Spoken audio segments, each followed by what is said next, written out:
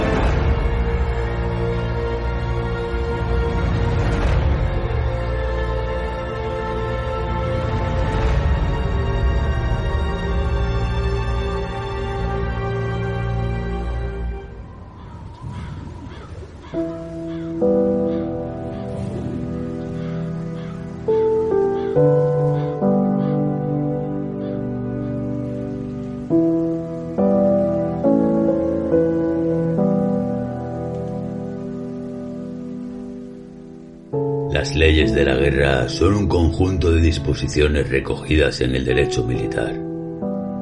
Serían algo así como unos códigos relativos a las justificaciones aceptables para participar en una contienda y de los límites de conducta durante la misma. Estar en tiempos de guerra no otorga a un soldado carta blanca para actuar fuera de los límites legales y morales. Pero cuando el enemigo usa algún tipo de fuerza desproporcionada, hay que actuar y tomar decisiones. Es entonces cuando la supervivencia personal en el campo de batalla constituye un esfuerzo colectivo.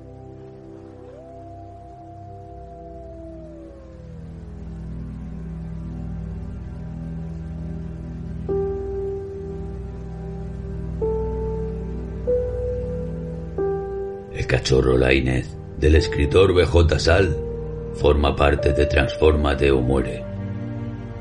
Autor de las novelas Control, Segregation y The Long Shadow of Alvarado, además de infinidad de relatos cortos, es también miembro de Forjadores de Relatos y de Dentro del Monolito.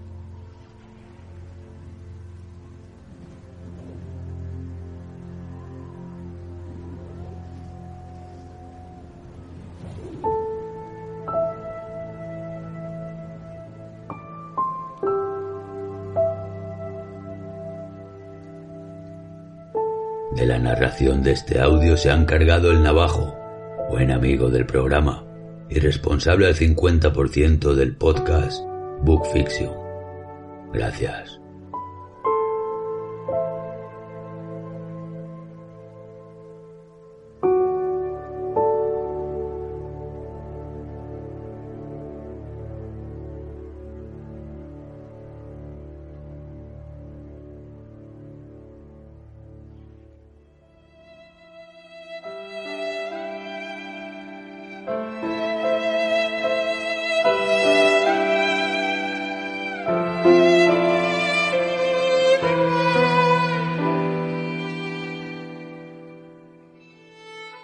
Escribo estas letras con la única intención de dar luz a los hechos que viví hace tan solo 7 años y que espero puedan servir de ayuda en el devenir de la guerra, más ahora que el enemigo ha cruzado las puertas y comienza a ponerse cómodo.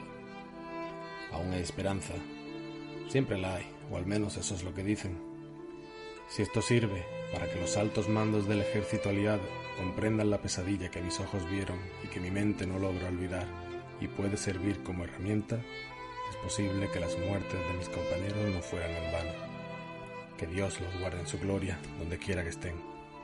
Aclaro que no sé escribir correctamente, ni fuerzas tengo.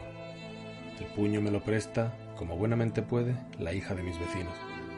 La pequeña Clotilde, que chapurrea con la soltura de un garcilaso niño la lengua de Cervantes, transcribe a rajatabla el veneno de mis labios, resultado de revivir aquel oscuro pasaje. Pero como diría mi padre, vayamos por orden. Me llamo Martín Novella y fui, por breve plazo, cabo del exangüe Ejército Popular de la República de España. Desde 1948 me encuentro exiliado en Francia. La tuberculosis que contraje al poco de llegar ha empeorado y siento que me queda muy poco de vida. No lo siento, lo sé. Cuando los nazis entraron en París, supe también que había llegado el momento de enfrentarme al miedo y a la vergüenza de ser considerado un mentiroso o un mequetrefe, y de dejar, de una vez por todas, el legado que mi pequeño destacamento vivió en las afueras de Guadalajara en 1937. Seguramente no esté aquí para poder ver la reacción que estas letras despierten, pero espero que al menos sean tomadas con la misma seriedad con la que las dicto, y que sirvan de algún modo para hacer frente a esos puercos alemanes antes de que tomen Inglaterra. Que Dios os coja confesados si ese día llega, porque yo no estaré aquí ya para verlo. Comienzo sin más por Alejandro.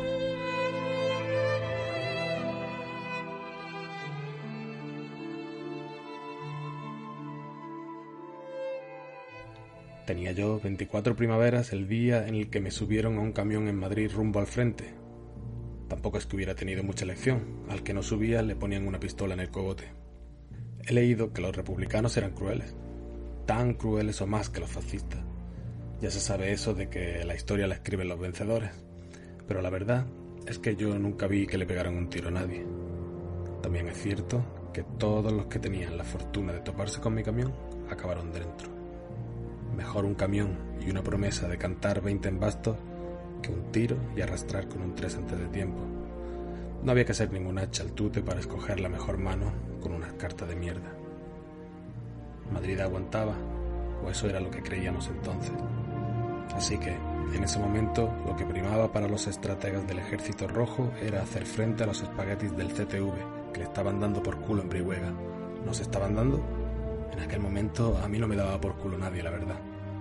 Antes de subirme al camión, yo no era más que un simple empleado en Giró, y lo más peligroso que había hecho era arreglar relojes. La cosa es que, rodeado de cenutrios, en menos de una semana en la que se nos formó a los que no teníamos experiencia alguna en materia de guerra, pues debí destacar lo suficiente para que algún inconsciente decidiera nombrarme cabo en una decisión tan ridícula como afortunada, pues acabaría salvándome la vida.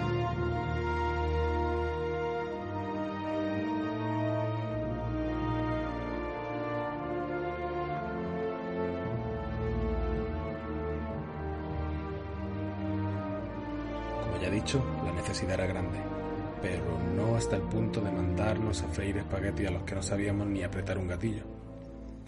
¿Quién sabe qué habría sucedido de haber tenido yo, o mis compañeros, alguna experiencia?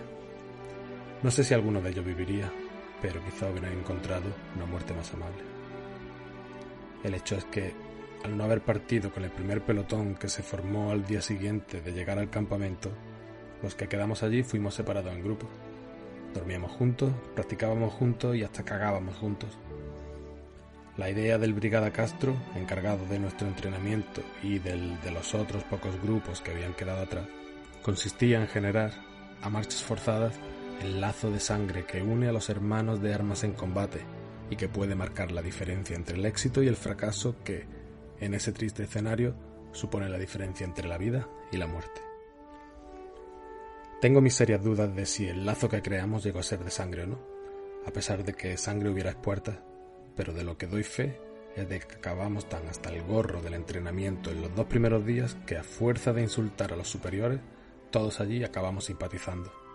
Y es que, después de unos pocos años fuera y de haber tratado con gente de muchos países, me doy cuenta de que lo que cimenta las relaciones de mi querida patria no es otra cosa que el insulto. Ya quisieran los gabachos insultar como nosotros. He hablado del Brigada Castro, un buen cabrón de los de antes, con un bigote que me empezaba a enseñar alguna que otra cana y con más mala leche que todos nosotros juntos. El equipo estaba formado por el sargento Bonilla, yo como cabo y 3 soldados. Ernesto Bonilla, un huevón que debía haber tenido la misma suerte que yo, pero 2 veces, tenía menos luces que una fábrica de velas inundada. Resultaba bastante increíble que gente tan incapaz pudiera tener a otros al cargo, pero así es la guerra, supongo. Sería impensable que eso pasara en una empresa como Giró. Igual por eso nos ganaron los golpistas, por no ascender a Cenutrio, pero qué sé yo, que cada día sé menos.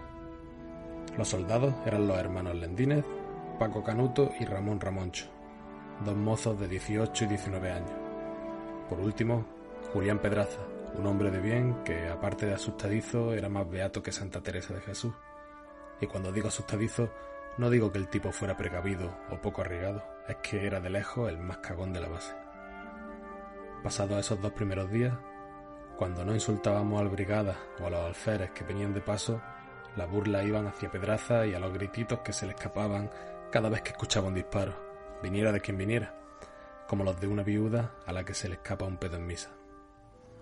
Vivimos esos días descojonados hasta que Bonilla nos advirtiera de que igual no era tan divertido estar escondidos detrás de una mata con un pelotón al lado y que un gritito de vieja nos sentenciara. A partir de ese momento cambiamos las risas por collejas, y aunque nunca en la vida se me ha pasado por la cabeza ser profesor, creo que no lo hubiera hecho nada más, ya que cuando acabó la semana, con mi método, Pedraza había cambiado sus gritos por una cara de pardillo con los ojos cerrados. Buen cambio. Las noticias que venían del frente no eran muy halagüeñas. De una manera inexplicable para los altos mandos, las tropas del temible CTV no terminaban de caer a pesar de estar completamente superadas en número. El rumor que corría en el campamento era que Esteban Laínez, el cachorro Laínez, los mantenía firmes y con la moral en alto.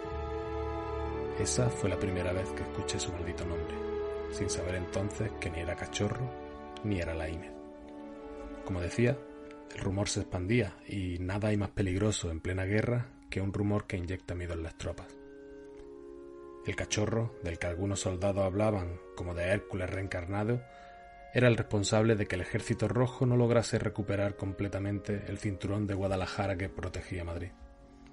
El cachorro ha matado a 10 más, el cachorro se ha comido las vísceras del capitán, el cachorro vuela, el cachorro su puta madre esto, el cachorro su puta madre aquello. En el campamento no se escuchaba otra cosa ni se respiraba nada aparte de ese vapor a aquel soldado que parecía un mito. La inconsciencia de nuestra pequeña familia nos llevó a mofarnos del cachorro, y lo que empezó como una broma nuestra acabó extendiéndose entre la milicia, de manera que, sin darnos cuenta, estábamos contribuyendo a devolver el coraje a la base. Aquello, muy desafortunadamente, terminó llegando a oídos de los altos mandos, que vieron en nuestras bromas un acto de gallardía sin parangón. Así, con la diosa fortuna cargando para nosotros un saco de mala suerte, fue como se selló nuestro trágico destino.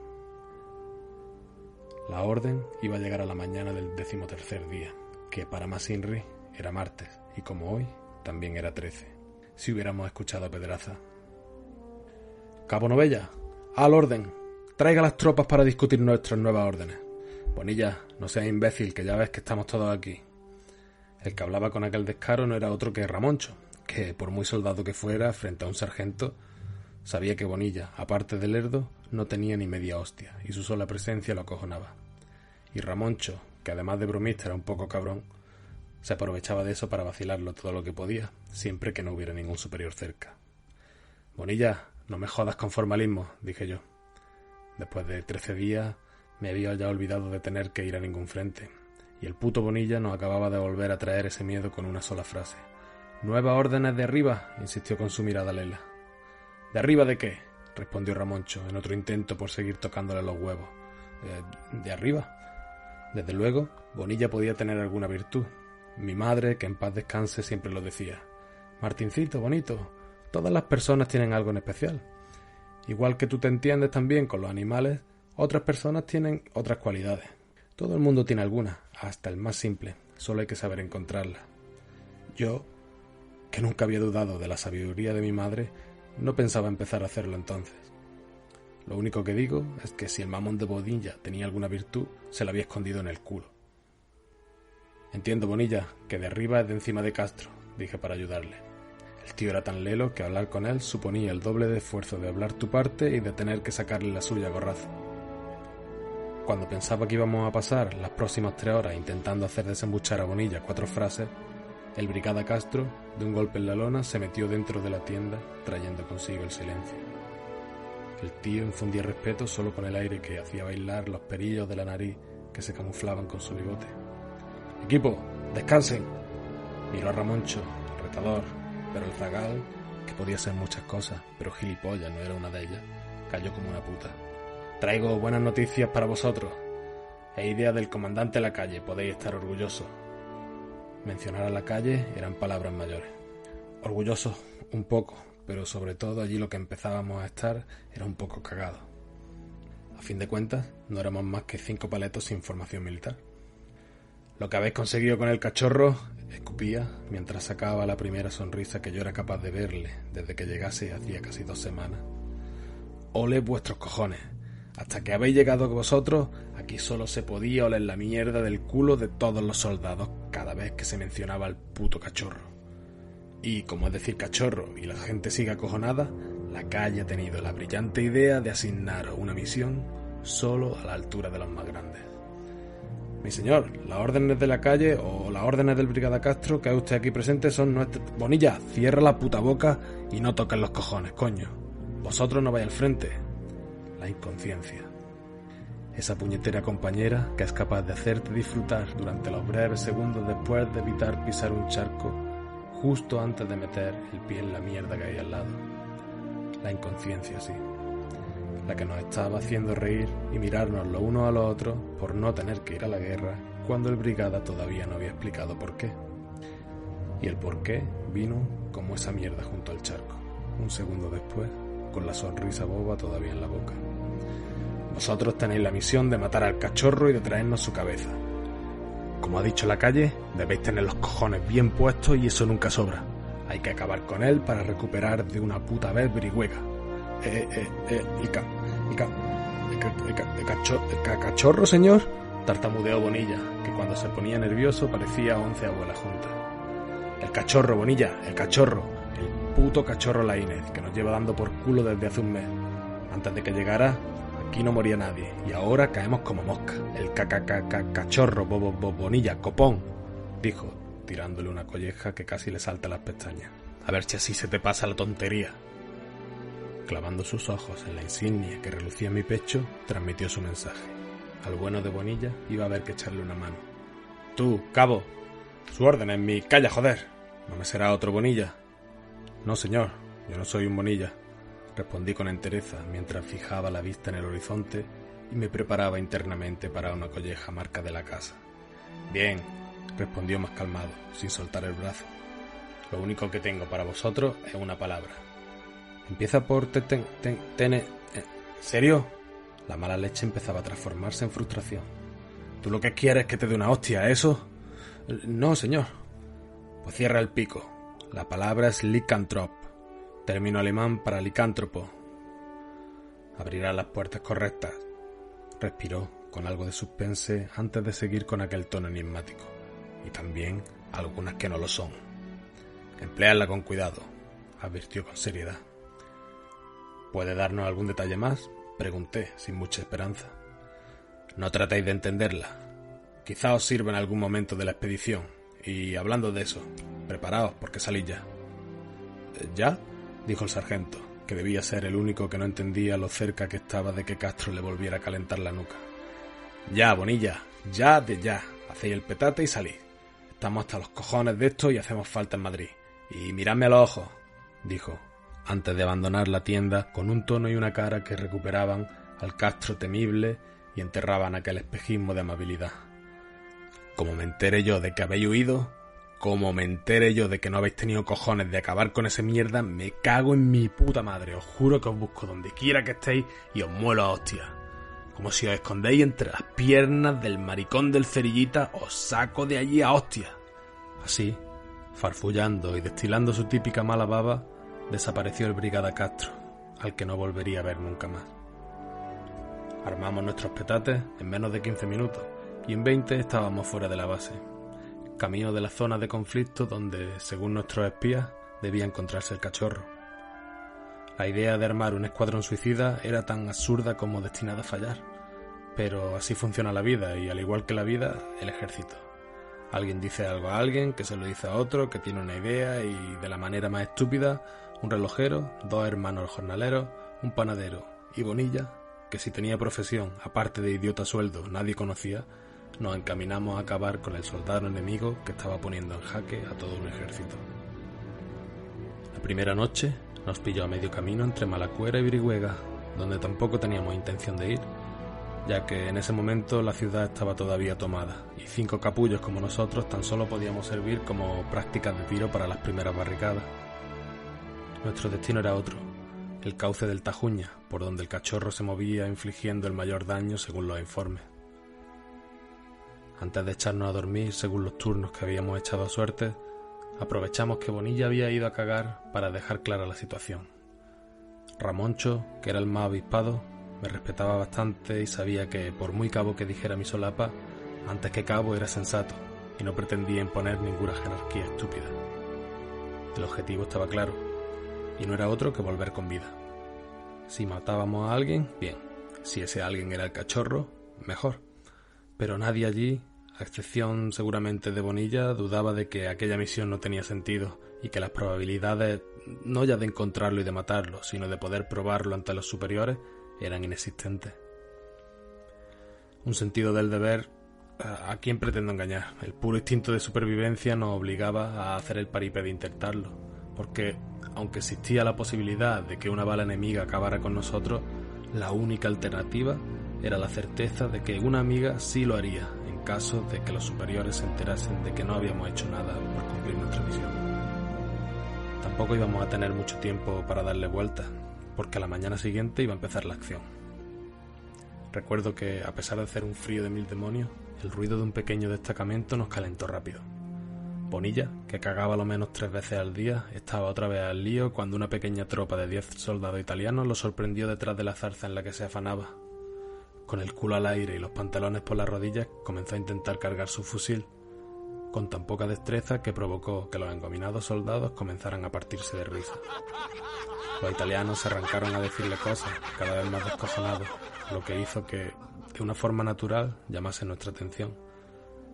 La estupidez, un idioma internacional que Bonilla hablaba con extrema fluidez, le estaba dando unos minutos preciosos y le hubiera valido, no me cabe la duda, la extensión militar y una cartilla para cómico al servicio de la República.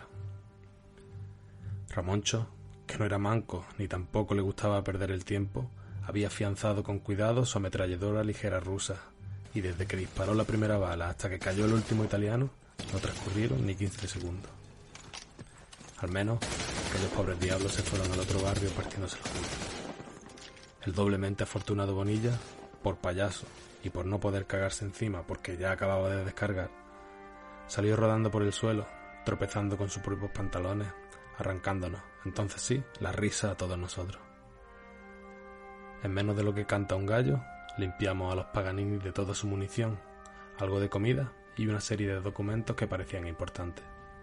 Lo que son las cosas, allí solo leía bien Ernesto, que ya con los pantalones en su sitio, volvió a sentirse importante cuando le instamos a que nos dijera lo que ponía en esos papeles tan serios. Me cago en mi puta madre, Bonilla. No soy Castro, pero como nos tenga aquí una hora para leer 4 letras, te voy a dar una colleja que te voy a poner la oreja del revés, dijo Ramoncho, que había dejado de lado su característico tono de broma, preocupado de que otro pelotón pudiera descubrirnos. Estefan, cojones.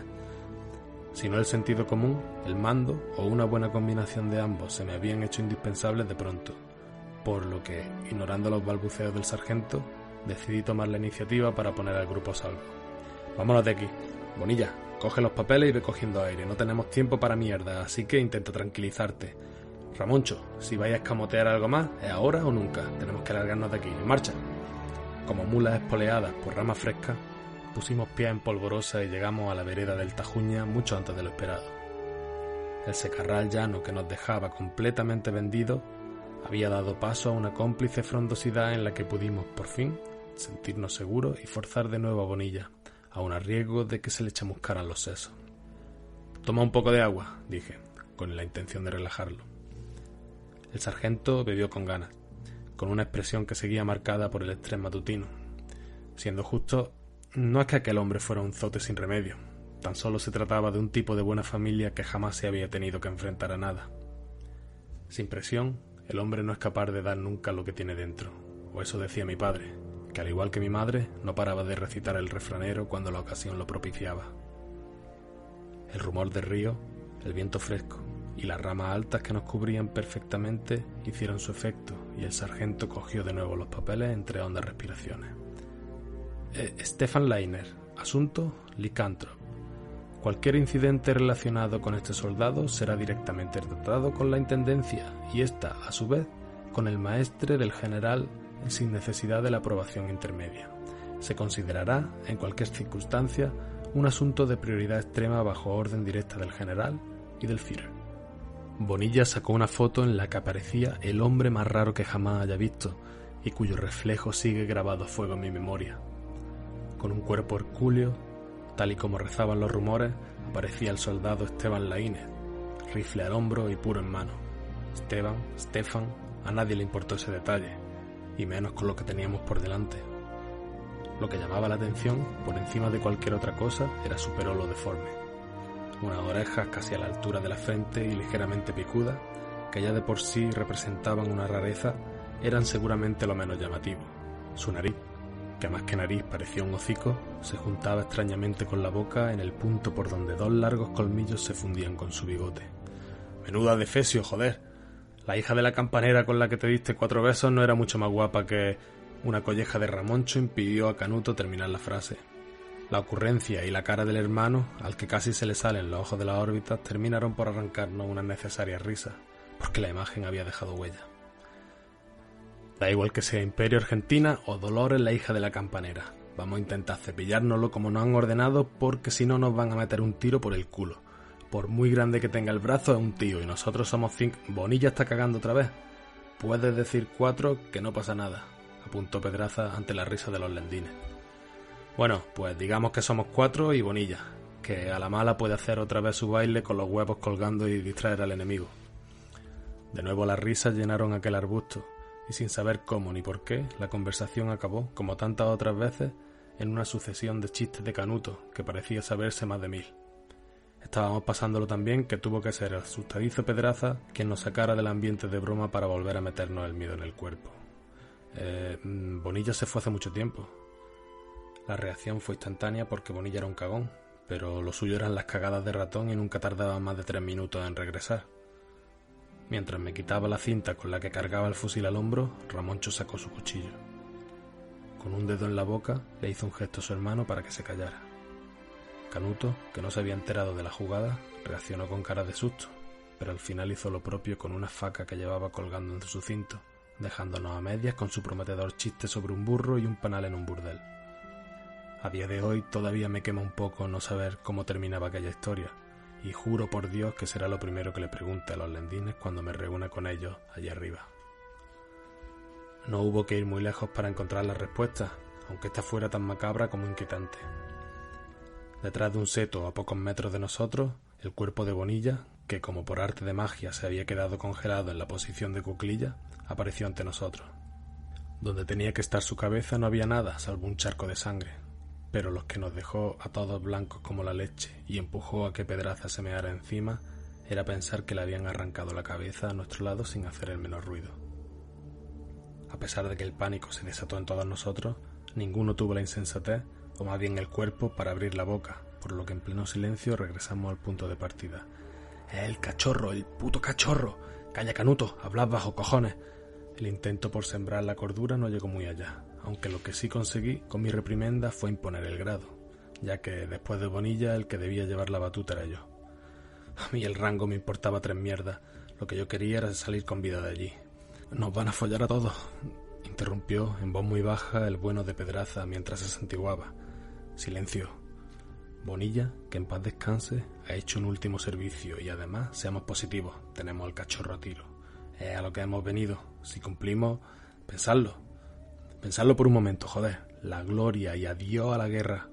Vamos a cazar ese feto, se lo vamos a llevar al bigote y nos van a poner una puta medalla. Así que nada de acojonarse. Somos 4 valientes, 4 tíos recios. ¡Vamos, cojones! ¿Qué propones, novella? Ramoncho fue el primero en recuperar el color ante mi dosis de energía. Hacer como se hace con la alimaña. Vamos a poner una trampa y vamos a cazar a ese hijo de la gran puta. ¡Por Bonilla! ¡Por Bonilla!, repitieron todos a coro. ¿Alguna vez cazado alguna vez en vuestra vida? Mi hermano y yo, bastantes perdices y algún que otro lebrato distraído, respondió raudo Canuto. Pedraza negaba con la cabeza. Yo no he cazado jamás, pero de nada vale saber montar un cepo con la pieza que perseguimos, aclaré. ¿Qué nos persigue? Canuto, somos 4. Si permanecemos con la oreja en alto no va a pasarnos nada. «Allí, mirad», señaló Ramoncho, que ya había transmutado en cazador. Una especie de pasillo que habían formado los árboles junto al cauce del río era el objeto de su insistencia. Tan estrecho como para que solo cupiera una persona, pero no lo suficiente como para que resultara incómodo avanzar, a excepción del barro y los charcos que hacían de alfombra. «Vamos a meterlo ahí», prosiguió. «Y lo molemos a tiro», dijo Canuto con una sonrisa ilusionante. «No, así podemos fallar. Podemos no darle y no tumbarlo. Tenemos que asegurarnos de que allí se queda y arrancarle la puta cabeza, que es lo que nos han pedido. ¡Por Bonilla!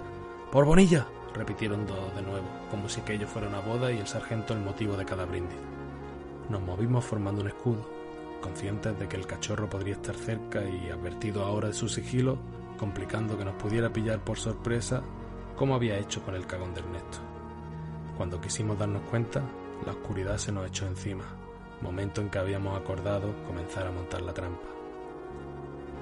Ramoncho demostró unas actitudes brillantes como ingeniero al explicarnos lo que tenía en mente, una barrera de pinchos que saldría disparada desde detrás de un recodo. El mecanismo se activaría de la manera más simple por medio de una contención con una cuerda. Cuando el cachorro pisara el enganche, la barrera lo ensartaría golpeándolo contra la pared de roca, barro y raíces. La idea era excelente, y para todo aquello en lo que su poca experiencia fallaba, mis años en la casa de relojes hicieron el resto. Así, en cuanto oscureció y sin separarnos un palmo, encendimos un pequeño fuego y nos pusimos manos a la obra. El río nos daba los materiales para la base, muchas ramas fuertes que cortamos con el mayor de los silencios. Mientras Canuto y Pedraza las convertían en afiladas picas, Ramoncho y yo montábamos el engranaje. Durmiendo de a uno procedimos con tenacidad y, justo antes del alba, logramos encajar aquella trampa mortal. «Ya solo nos queda saber cómo vamos a meter aquí ese cabrón», dijo Canuto mientras se tapaba la cara con los primeros rayos del sol. «El plan está muy claro. Ese feto sabe perfectamente dónde estamos, así que lo primero va a ser escondernos. Seguro que va a querer venir a ver por qué nos hemos pasado la noche haciendo ruido. Cuando enseñe el cogote, uno de nosotros entra en el redil». «Ramoncho, ¿qué redil ni qué redil?», espetó Pedraza, que ya volvía a estar acojonado. «Sí, al redil, y a correr la vaquilla, a la altura de la marca», respondió, señalando un canto blanco de gran tamaño en la pared. «Un buen brinco y a seguir corriendo. Si va enciscado detrás, se comerá el pincho de lleno». «¿Lo echamos a pie?», pregunté, asumiendo que nadie iba a ser tan loco como para ofrecerse voluntario. Me equivocaba. «Yo lo haré». El tono heroico de Canuto parecía de prestado. Su hermano lo miraba entre orgulloso y asustado. «Soy el más rápido y no le tengo miedo, y...». El terror creciente parecía que iba a ponernos de nuevo a todos en la ruleta suicida para escoger candidatos. Estuve rápido para coronar aquel ofrecimiento con la frase emblema: «¡Por Bonilla! ¡Por Bonilla!». El plan, que de simple que era parecía no tener fisura, no había tenido en cuenta la mala suerte que nos acechaba. Encaramados en los árboles, esperamos durante una hora en las que los mosquitos se cebaron con nosotros. Cuando ya no quedaba espacio en la nuca para más picaduras, Ramoncho, que estaba tumbado en una rama grande a 2 palmos de mí, me avisó con un gesto. La cara blanca no necesitaba de más explicaciones. Desde su posición tiró una baboseada colilla a la cabeza de su hermano, que lo miró mientras asentía con bravura e iniciaba el descenso. Las ramas, que se movían a un compás que no era el del viento, resguardaban la figura de un soldado que, a medida que se acercaba, parecía cada vez más gigantesco. Si no era el cachorro, tenía que ser familiar suyo. Lo que vi con mis pequeños prismáticos me dejó el cuerpo frío. Más peludo que Fermín, el tipo más peludo que jamás yo haya visto nunca, aquel ser se acercaba encorvado a una velocidad prodigiosa. Cuando quise pasarle los prismáticos a Ramoncho, este silbó y su hermano echó a correr como alma que lleva el diablo, provocando la reacción esperada. La figura, que estaba casi debajo nuestro, pareció alzar sus picudas orejas y salió disparada tras Canuto. El muchacho corrió como un atleta. Parecía un rayo, zigzagueando por aquel caminillo encharcado como una culebrilla en el agua. Su perseguidor, de zancada poderosa, le recortaba la distancia, pero no le iba a llegar para dar con nuestro compañero antes de la marca. De ahí que la mala suerte entrara a cambiar los planes. Una hoja, que se había transformado en instrumento divino, cayó del cielo, sincronizada como un reloj suizo con la pisada del velocista. El resbalón fue fatal, provocando que Canuto no pudiera saltar y se comiera de lleno el chivato, que funcionó a la perfección, ensartándolo y reventándolo contra la pared. Ante aquello, la bestia frenó en seco y desapareció de un salto sobrehumano por el lado del río. Ramoncho, poseído, no esperó nada, pero ¿Acaso no hubiera hecho cualquiera lo mismo? Tras proferir un desgarrador grito de dolor, se escurrió por el tronco del árbol donde estaba encaramado sin importarle las ramas que le iban rasgando la piel ni el colchón de piedras que lo esperaba debajo. Después del batacazo contra el suelo, corrió hacia su pobre hermano, cojeando y con los ojos hechos un humedal. No lo vio venir y nosotros desde arriba tampoco. Cuando estaba a menos de 5 metros de su hermano muerto, aquella terrorífica criatura volvió a entrar de un salto en el camino plantándose enfrente suyo, sin que pudiera reaccionar, sin que pudiera coger el rifle o el cuchillo, armado nada más que con una cara de tonto, que es la cara con la que la mayoría abandonan este mundo en tiempos de guerra. La bestia saltó sobre él y, agarrándolo por la cabeza, la arrancó como quien descorcha una botella. No le dio tiempo ni a gritar. Pedraza, a mi izquierda, se fue de vientre y poco debió faltarme a mí para cagarme también encima. En menos de un minuto, y sin recrearse en exceso, el cachorro volvió a desaparecer por donde había venido con otro prodigioso salto, portando esta vez consigo su redondo trofeo que llevaba la columna vertebral colgando. Podían haber pasado 3, 4 o 10.000 horas, que Julián no había movido un párpado ni yo tampoco. Así nos encontró la noche, encaramados a aquel árbol y sin gana ninguna de bajar, cuando por fin me armé de valor para hablarle. «Pedraza», dije entre susurros, «¿me oyes?». El muchacho farfullaba alguna plegaria con los ojos oídos, por lo que tuve que insistirle un par de veces más hasta que finalmente me respondió. «Calla, por Dios, ¿quieres que nos descubra? ¿No has visto cómo salta? Aquí no estamos protegidos. Para eso estás rezando, joder. Para que no nos vea ni nos huela y para que podamos salir vivos de esta putada en la que nos han metido nuestra perra suerte». El chico siguió con lo suyo, sin muchas ganas de hablar, pero alguien tenía que poner sentido común a aquella situación si queríamos sobreponernos al horror y tener alguna posibilidad de contarlo. «Tenemos que bajar, Pedraza. Pero tú estás de guasa, ¿has visto lo mismo que yo? Tenemos que bajar y acabar con esa bestia o largarnos, pero no podemos quedarnos aquí. Es justo lo que tenemos que hacer, aguantar un día o 2 más y así estar seguros de que se ha ido. Estamos en su coto privado, Julián, no se va a ir a ningún lado. Lo que tenemos que hacer es bajar y montar un plan para arrancarle nosotros la cabeza antes de perder la nuestra». El silencio que siguió aquella frase era el silencio del que sabe que discutir una obviedad es un sinsentido. Ya fuera por mis palabras o porque necesitaba verticalidad, Pedraza me siguió en el descenso cuando debía ser ya madrugada. Sin coraje para encender un fuego con el que calentarnos en la fría noche manchega, nos comimos las longanizas secas como piedras que recuperamos de entre los restos de Ramoncho y nos agazapamos tras un arbusto, juntos hasta casi abrazarnos, sin decir una sola palabra, con las escopetas cargadas. Desperté de un duermevela de poco descanso para encontrarme al beato con la cara y la camisa untada en barro, en un aspecto más de mierda humana que de soldado. «¡Pero qué huevos, Pedraza!». «Toma», dijo mientras me pasaba un pegote de barro con la mano que parecía mierda de burro reciente. Mi cara debía ser un poema de Meraz, pero un poema al fin y al cabo. «Creo que esa bestia tendrá difícil encontrarnos si nos cubrimos con esto. He estado pensando en que quizás nos encuentra porque nos huele. Como hombre precavido vale por 2, que decía siempre también mi madre, y más vale prevenir que curar, que le replicaba mi padre, me unté de barro por la cara, que como bien había yo interpretado en una primera instancia, era mierda, pero no de burro, sino de pato y otra ave, mezclada con la tierra casi en la misma proporción. Así, como 2 mierdas andantes, decidimos olvidarnos de acabar con nadie y poner rumbo a la base, porque si había que morir de un tiro por cobarde, mejor de ese modo que sin cabeza. El invento de Pedraza le dio una confianza inusual, hasta el punto de que el chico se sentía invisible. Y digo bien, se sentía y no parecía sentirse, porque cuando a los 10 minutos de emprender la marcha escuchamos una rama romperse, el cabo se quedó quieto como si fuera una planta, en vez de esconderse tras los arbustos de los laterales como yo hice. Quieto cual estatua griega, se encontró el cachorro Laínez a Pedraza frente a él, rompiéndole el frenético paso hasta paralizarlo. Desde mi posición, a escasos metros, era capaz de verlo todo y de contemplar, maravillado y aterrorizado, aquella bestia. De cerca, la idea que me había formado en la cabeza sobre un hombre musculado y hasta cierto punto deforme se disolvió como sale en agua hirviendo. Aquello no era un hombre, sino la mezcla entre un perro y un hombre. Lo que había interpretado como nariz exageradamente grande y picuda era a todas luces un hocico del que colgaba una hilera de colmillos afilados como agujas. La imagen tenebrosa la regalaba el hecho de que estuviera poblado de pelo por todas partes, pareciendo un verdadero perro gigante a 2 patas, algo que la foto había rebajado con un rapado que quedaba claro que era antinatural para aquella criatura. Un perro, un hombre, un licántropo. Como una imponente aparición del inframundo, el cachorro olfateaba a Pedraza que, cagado de miedo, había empezado a rezar una plegaria que fue subiendo de tono en su inconsciencia hasta que yo mismo fui capaz de escucharla. La bestia, tras una incomprensión paralizante que duró apenas unos segundos, se abalanzó finalmente sobre él, mordiéndole la yugular. El pobre muchacho no tuvo tiempo ni para poder gritar siquiera.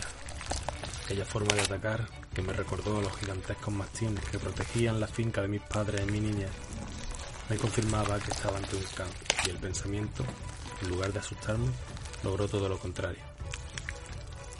Tienes el don de hablar con los animales, Martincito. Tú les hablas, ellos te entienden. Tú les mandas, ellos te obedecen. Las palabras de mi difunta madre se me vinieron a la cabeza como una especie de mensaje salvador cargado de esperanza. No podía huir. Esa bestia me daría caza sin esfuerzo. Solo me quedaba hacerle frente. Y para hacerle frente no tenía nada más que la granada que le había cogido por puro instinto al descabezado Bonilla. Infundido de un coraje inesperado, me alcé de un brinco asustando a la criatura que a 4 patas sobre los restos de Julián seguía deleitándose con su carne. Chico, mira, ¿sabes lo que quieres? ¿Quién es mi chico? Mira lo que tengo para ti. La bestia, que no terminaba de entender lo que sucedía si es que era capaz de hablar, no dejaba de mirarme, por lo que tuve que poner más empeño y subir el tono, igual que hacía de joven con los viejos y agresivos mastines. Te he dicho que mires aquí, clic. Su vista, como siempre ocurría cada vez que había jugado a eso, se quedó fija en mi mano. Moviéndose con suavidad de izquierda a derecha y de derecha a izquierda, ejercía el efecto de péndulo hipnótico. Cuando la Inés, Liner, o como quiera que se llamara aquel monstruo, empezó a mover la cabeza, sabía que lo tenía. Ya era mío. Quitando la anilla con suavidad, aguanté un par de segundos para estar seguro y me la jugué. ¡Ve por ella, chico! ¡Tráemela, chico! Tras arrojar la granada por encima de su cabeza, la bestia, de una manera inconsciente y empujada por su instinto, corrió como un perrillo tras aquel objeto. Cogiéndola con la boca, se giró para regalarme una sonrisa con la granada entre los dientes. Yo le correspondí, igual que siempre había hecho. ¡Buen chico!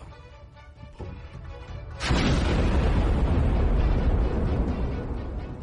No quedó nada de la Inés, ni siquiera la foto del informe, que en las prisas por huir de allí ante la explosión y lo que podía traer el ruido, olvidé recuperar de la mochila de Pedraza. Sin ninguna prueba, y después de lo que había pasado, decidí no regresar a la base. Tampoco nadie me echó en falta en la reconquista de Brihuega, y allí puse punto final a mi historia en el ejército, huyendo a Francia antes de que acabara la guerra, con miedo a los unos por desertor y a los otros por rojo y republicano. He leído muchas noticias que hablan de hombres lobos, de conjuros, de extrañas muertes, y estoy seguro de que la camada de la Inés sigue viva, haciendo estragos entre los aliados.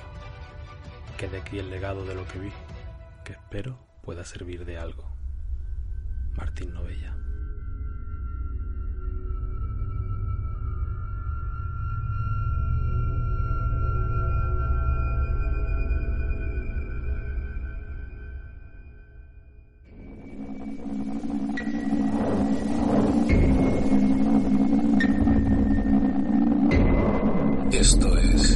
Esto es Territorio Stranger.